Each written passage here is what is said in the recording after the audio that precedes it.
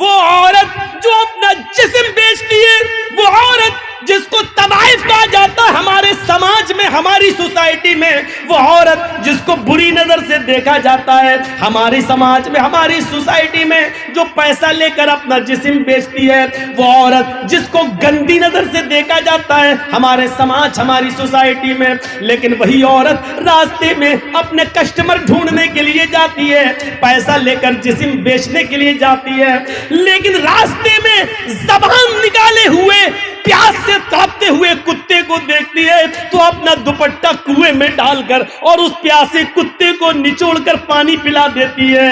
اس رب کی رحمت جوش میں آتی ہے۔ اللہ کے نبی فرماتے ہیں اللہ تعالیٰ کو اس طوائف کی، اس بدچلن کی، اس فاحشہ کی یہ نیکی بھی یاد بھی اتنی پسند آئی کہ اس عورت کو اسی نیکی کی وجہ سے اس نے جہنم سے آزادی دے دی اور اس عورت کو جنت کا مستحق بنا دیا۔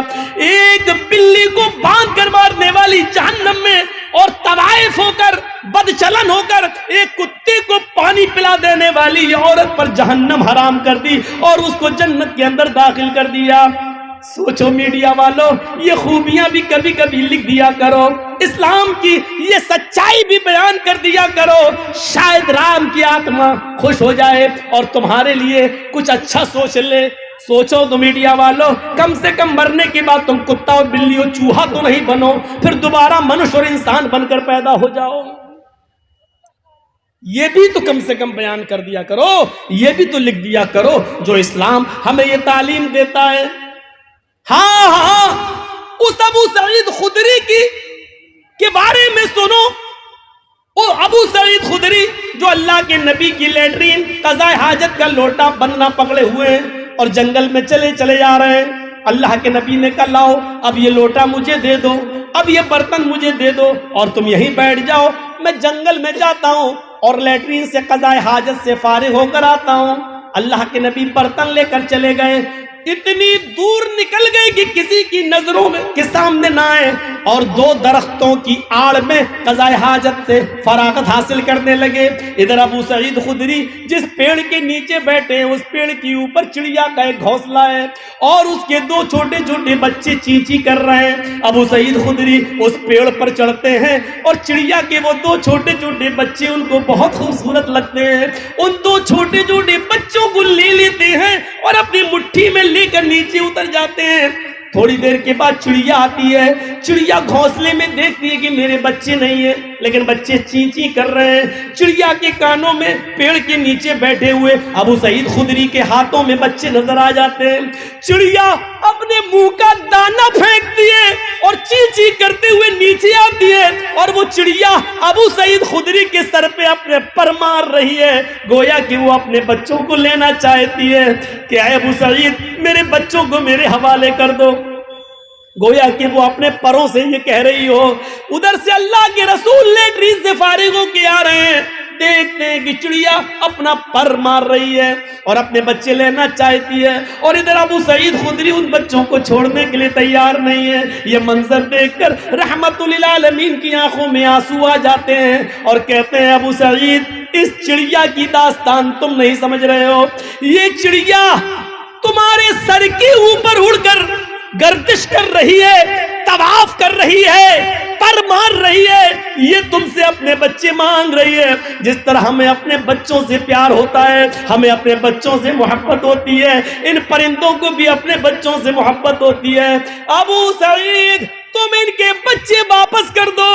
اس چڑیا کا ایک بچہ چھوڑتے ہیں ابو سعید، چڑیا جھٹ سے اپنی چونچ سے اس بچے کو پکڑتی ہے اور اڑتی ہوئی گھونسلے میں رکھ دیتی ہے، اور پھر دوسرا بچہ لینے آتی ہے۔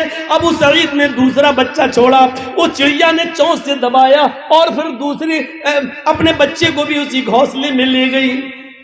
ابو سعید خدری کا بیان ہے چند دنوں کے بعد میں نے سوچا کہ چلیں اسی جگہ پہ چلیں، کچھ دانا لے کر، چڑیا جو کھاتی ہے وہ دانا لے کر چلیں اور گھونسلے میں ڈال دیں۔ لیکن 2-3 دن کے بعد جب ابو سعید خدری اپنے پاس سے کچھ دانا لے کر چڑیا کی کھانے کی غذا لے کر جب گئے تو کیا دیکھتے ہیں، اب اس جگہ پر چڑیا نہیں ہے، اس کا گھونسلہ بھی نہیں ہے، اس کے بچے بھی نہیں ہیں۔ یعنی ان بچوں کی ماں چڑیا نے سوچا کہ اس جگہ پر ہمارے بچے سیف نہیں ہے، کسی نے دیکھ لیا ہے، یہ کہیں لے نہ جائے، تو وہ چڑیا اپنے بچوں کو لے کر کسی سرکشت استھان پہ چلی گئی۔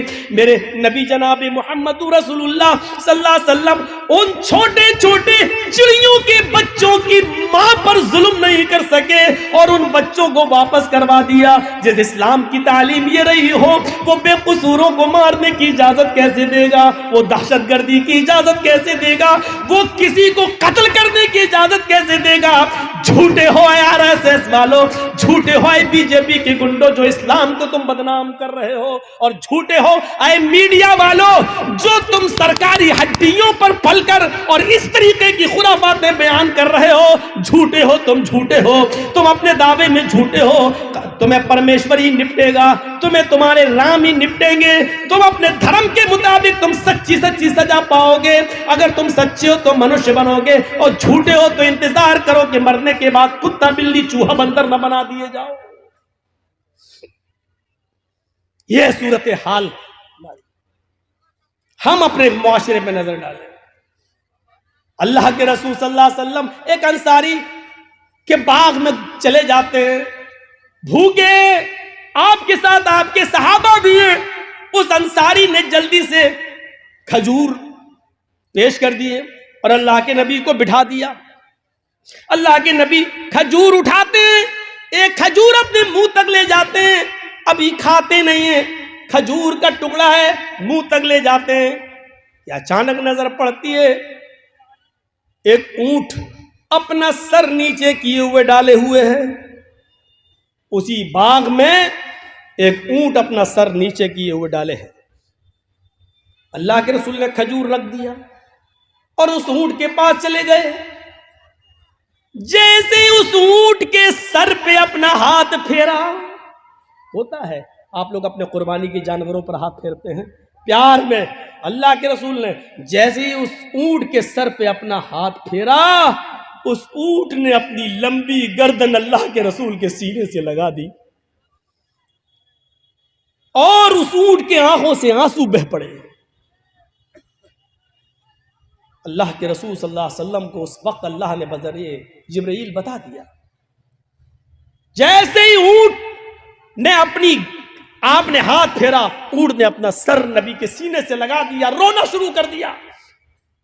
اونٹ کے رونے کو دیکھ کر نبی کا رونا شروع ہو گیا اور اللہ کے رسول نے پوچھا من رب ھذا الجمل،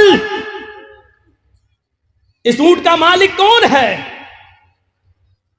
ادھر سے آواز آتی ہے اس انصاری نے، اللہ کے رسول یہ اونٹ میرا ہے۔